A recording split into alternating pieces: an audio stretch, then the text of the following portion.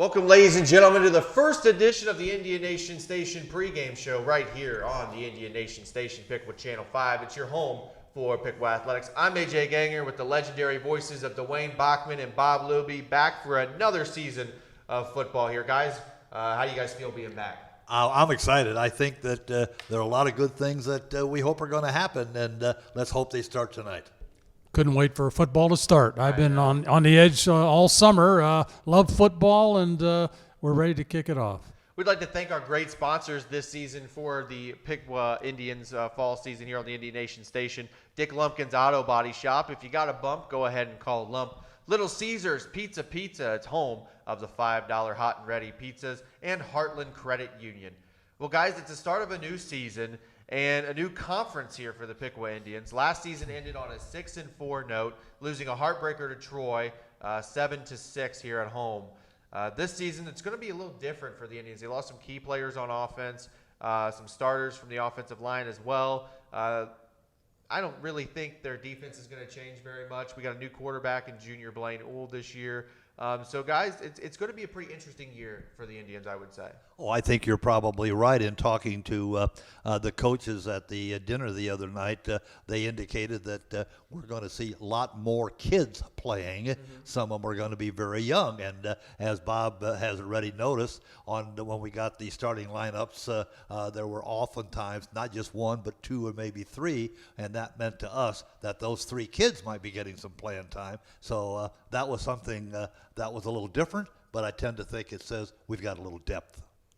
A lot of sophomores will see action this year, and that's a good thing, and that can be a problem too, because even talented sophomores, when you're going up against a senior, you have a lot to overcome, because seniors have been around 3 or 4 years. They're probably in some cases bigger, stronger, faster, and maybe smarter, because they've felt some of the things that's happened to them. They've developed through experience, and it's tough to replace experience. But I think we have some really, really good sophomores, and I think they're going to step in, and the coaches have been pleased with them thus far.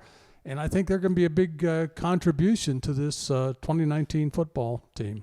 Just a reminder that the replay of this game tonight will be shown on Channel 5 Monday night beginning at 5:30 p.m. Coach's show at 4:30, our pregame show at 5. Again, 5:30 p.m. We're going to try to get the game up on YouTube a little faster this year. Hopefully Saturday morning, by that time, we'll have the game up on our YouTube channel. Let's look at the 2019 Piqua Indians football schedule.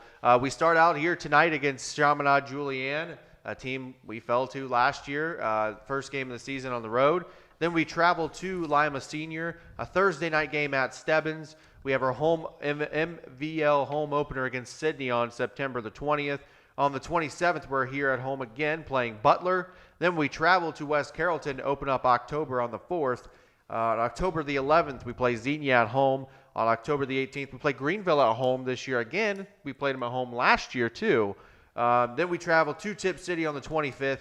And end the season out at Troy on November the 1st. Guys, new schedule, new league, what can we expect?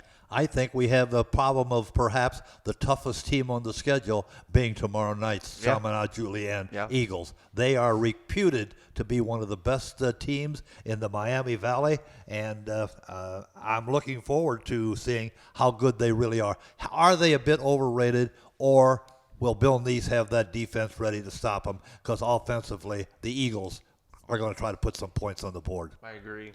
Very good football team. And there are some that feel that this team can make a deep run in the playoffs, maybe even make it to the state semifinals or finals. So they have some talent. It's hard to, dodge that bullet, because quarterback especially, got an outstanding quarterback returning.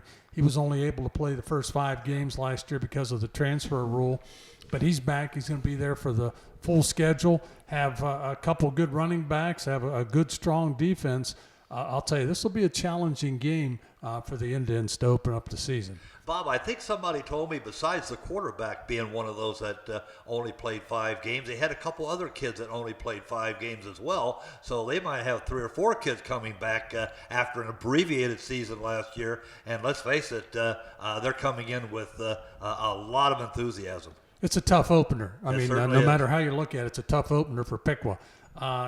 They've prepared themselves somewhat because they scrimmaged Northmont, who's a good football team. Yeah. And they've scrimmaged Springboro, another good football team. And people were saying, I wonder why we're scheduling all these big people in the preseason. But, it gives you a test. It lets you know and reminds your kids that this is where we're going to have to be if we're going to be successful. And again, CJ is going to bring a lot to the table. So anything we did to prepare ourselves for this game will certainly be a benefit. And Bob, it doesn't do any good to play a team you're going to beat 66-0 in a scrimmage. Nobody learns anything from that. So playing the Springboros and the Northmonts make a lot of sense. And again, I was told by somebody that Northmont score, had we not fumbled deep in our own territory a couple times, that ball game was a little bit more even-Steven than you might think. Right. It was. Watching that game back and seeing some of the silly mistakes that were made on the offensive side for us, even on the defensive side, we gave them some big plays in Northmont. I know Bill Neese will get that stuff cleaned up, and our offensive line is going to be young. They're running a different style of offense this year than what we saw last year, maybe the last couple years, where it was a spread pass offense. Now we're back to the old school kind of wing tee with Blaine because of the young offensive line, and he's not as mobile as some other quarterbacks we've had in the past.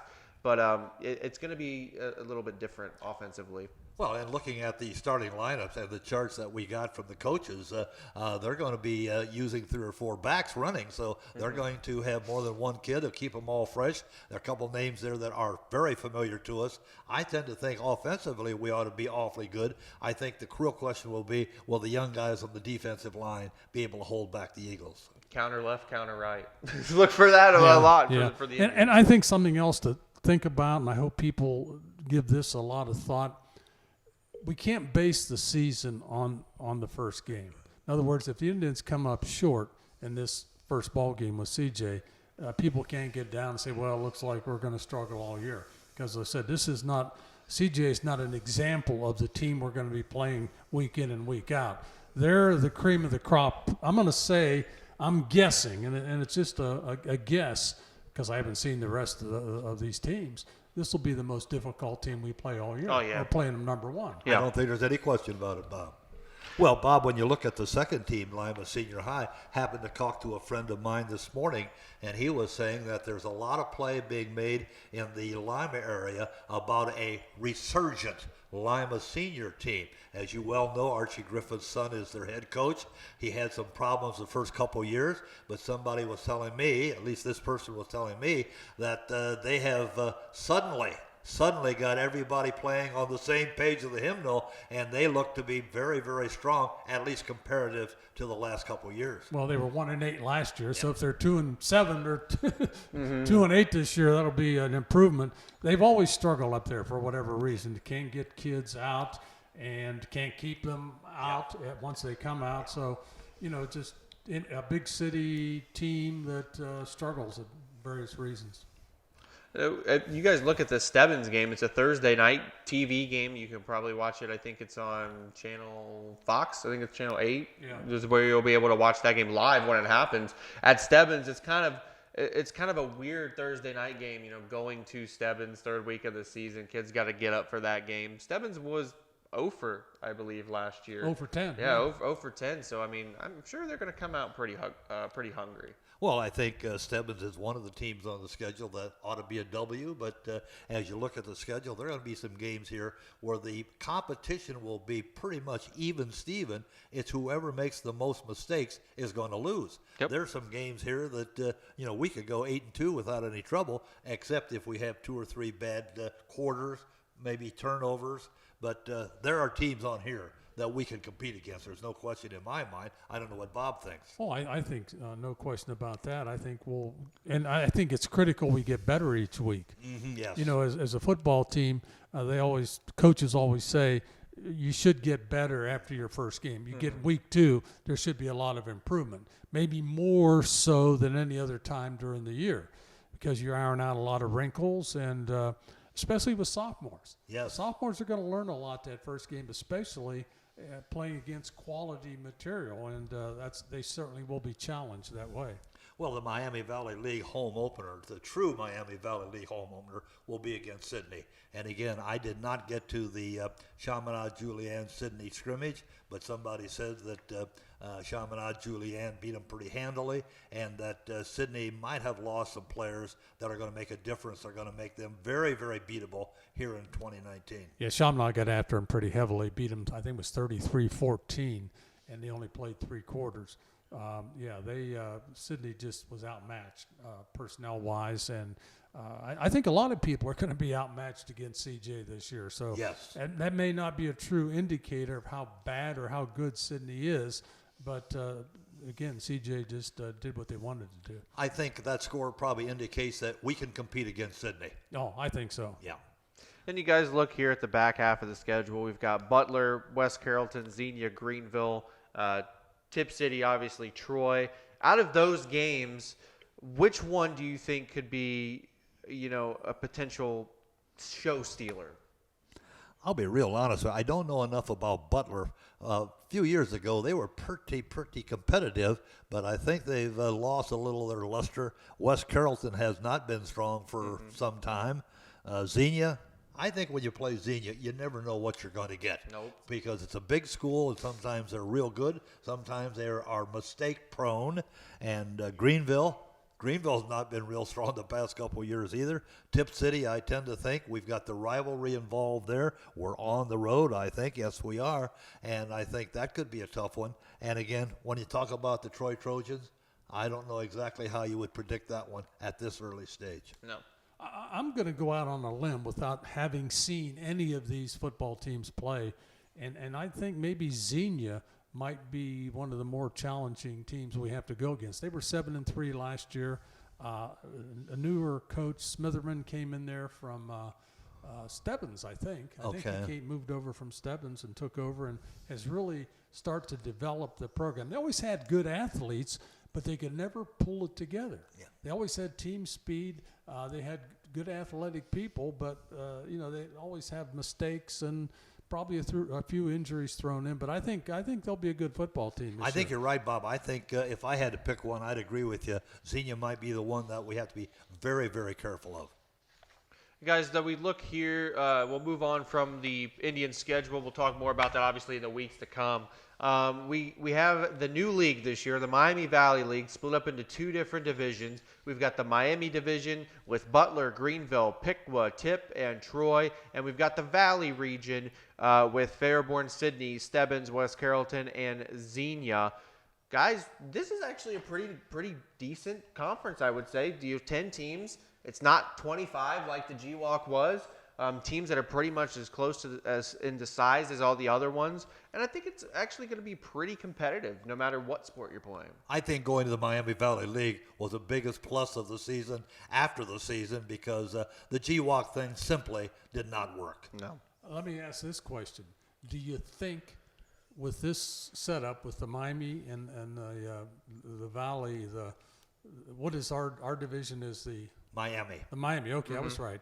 And I'm thinking way ahead, and I don't like to do this, but as I looked at this, it came to my mind, what about playoffs? Can you garner enough points with the schedule you have? Our team's going to have a good enough record to help you. You look at Greenville, they struggle pretty much every year. Tip and Troy are usually competitive, but, the West Carrolltons, the Stebbins, when you go 1-9, 0-10, that hurts you.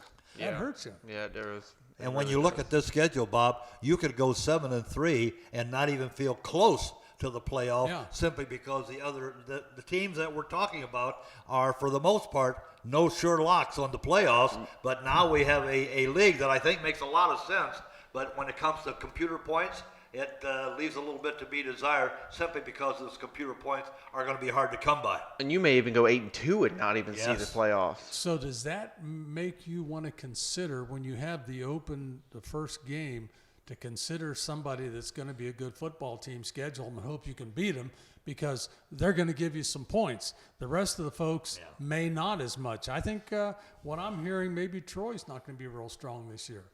They lost a lot of people. Yeah, so beating them may not be a gathering of points. Tip, I'm not sure about. I'm thinking they're going to be a better football team just because of the coaching staff.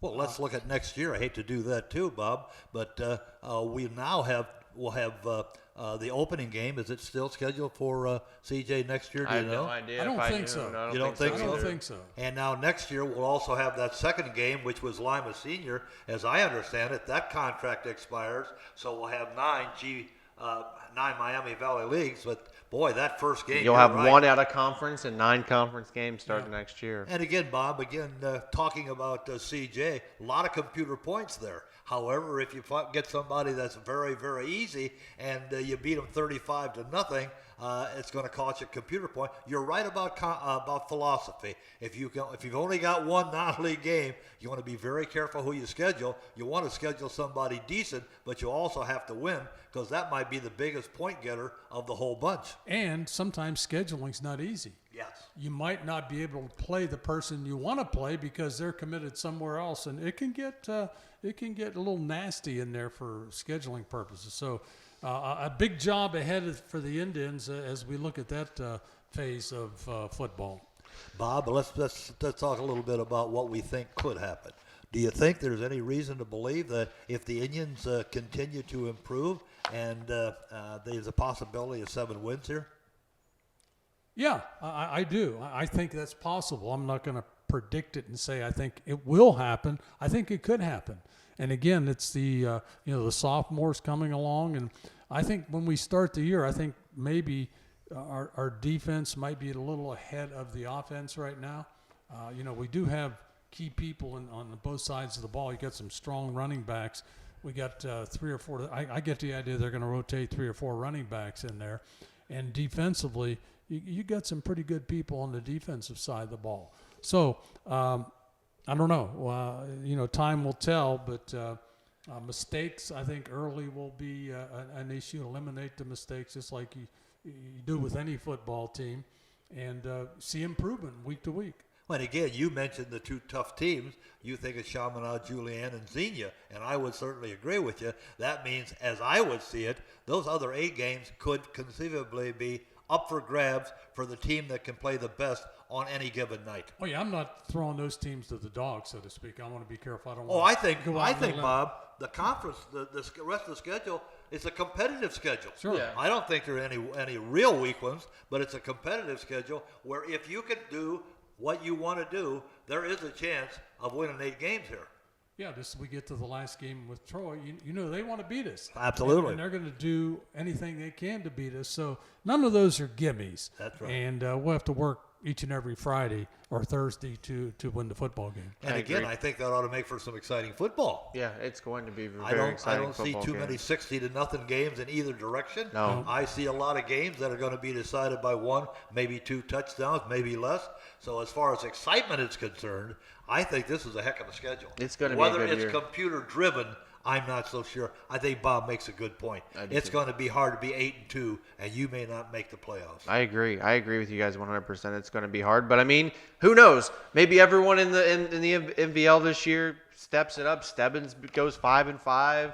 West Carrollton goes 5-5, 6-4. Who knows? Yeah, you can't have a lot of 2-8, No. 3-7 teams. It's going to be closer to 500, I think, to get those to points. give you any kind of a chance. Mm-hmm. Yeah. And I think basically, as you look at the schedule, every bit of, I tend to think that it's a schedule that would be ideal for Piqua as they get ready for the season.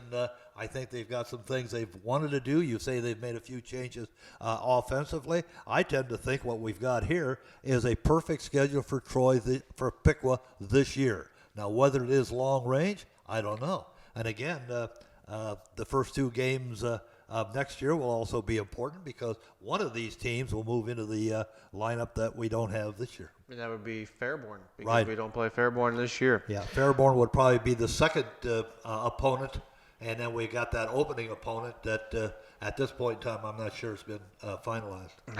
I'll have to ask either Coach Neese or Mr. Hare on that one. Guys, let's look at the games around the MVL here in week number 1. We've got Butler taking on Harrison, Greenville against Eaton, Tip City goes to Mount Healthy, Troy goes to Belmont, Fairborn plays Tecumseh. Sydney plays St. Mary's Memorial. Stebbins goes to Greenview. West Carrollton is at Little Miami.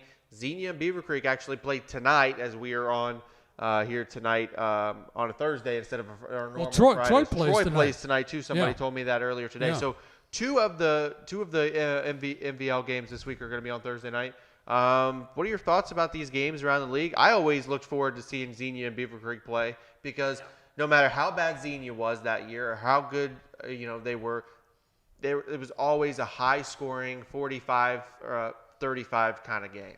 Well, I think I read that Beaver Creek was 1-9 last year. They were bad. They struggled, right down the line, and Xenia had a good year. They were 7-3, and they even beat Trotwood last year. They did. Xenia beat Trotwood, so they had a good football team. As I said, Trace Smitherman came in there and has really developed a good program. Now it's going to be obviously important he continue in that direction. And Nick Black, of course, is a Piqua guy, is at Beaver Creek, and he doesn't want another 1-9. No, that's for sure. And neither do the Beaver Creek fans. So that's gonna be a competitive football game. And I don't know enough about some of the other schools, Harrison, Eaton, Mount Healthy, Belmont. It would appear to me Belmont might not be one of the strongest teams coming out of Dayton. That is Dayton Belmont. I've actually heard that they might be pretty good and have a chance to beat Troy tonight. Oh, my goodness. Troy played Dunbar in a scrimmage, and I guess Dunbar stomped them. Yeah, that's what one of the kids told me today. They beat Troy, yeah. And again, we talked about Troy, Bob. What have you heard about Troy? You've indicated that some of the reports are that they've lost a lot of athletes. I've heard the same thing. That might be indicative of game number 10. Yeah, they're not going to be as strong as they are from last year. That's for sure. I think that's the point number one. Now, how they may be a football team that's going to play some younger guys that's going to have to get better from week to week to week. Maybe towards the end of the year, they'll be where they want to be. But I think starting off the year, I think it's going to be tough for them if they play anybody competitive. Bob, as you look at the schedule that Piqua got, you talk about getting better week to week. Could that be the difference? How many of these other schools that we've got on the schedule, how many of them get better every week and how many of them regress? And if we get better and they don't get much better, I think that makes for a very, very solid year for the Indians. And injuries, too. That's right. See? I mean, unless you're so deep with personnel, you can't afford many injuries. And you never know. I mean, right now, I know Piqua has a couple guys that are struggling a little bit.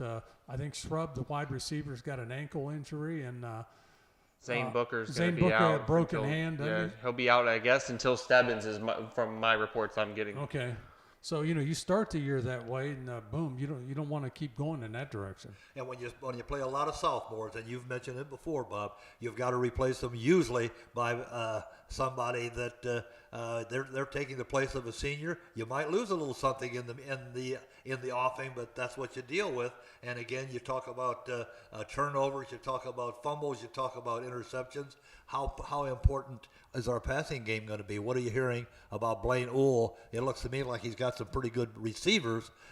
Is Blaine got her going? He's got some good receivers from what I can see, but it's all about the time that the offensive line is going to allow him. Blaine has an arm. He can throw the ball. He's not very much of a I'm going to pull the ball down and run it kind of thing. I think his dad's kind of taught him not to do that, maybe throw the ball away more often.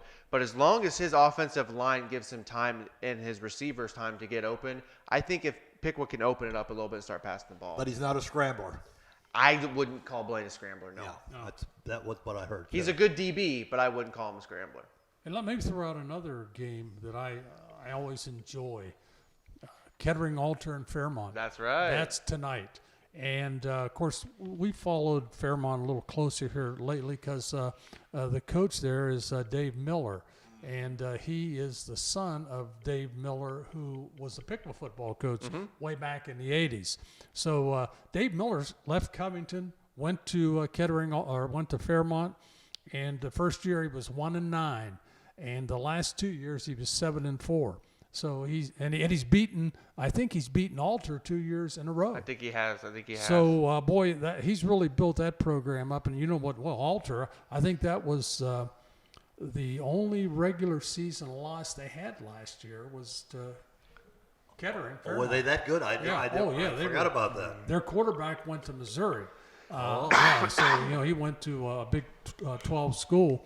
So yeah, they were a good football team, but that'll be an interesting game, I think, and it's always a way to kick off the football season for the people in Kettering. One of the things Bill Neese mentioned the other night is the fact that he has 10 seniors. Yeah. As you look at the roster, is the roster divided seniors, juniors, sophomores, freshmen? It's just by numbers. Yeah, but is 10 indicative of the leadership we can have, or we got kids waiting in the wings? We've got kids waiting in the wings. We've got our graphics pulled up in the other room over here. I'm looking at them. We've got some kids that are coming up, juniors and sophomores, we have some depth coming up. Even the kids who are in 8th, 7th, and 8th grade now, I think we're going to be okay in the years to come. Well, they've said, last year they had a good freshman team. Those guys are now sophomores. Yeah. This year we're supposed to have another good freshman team.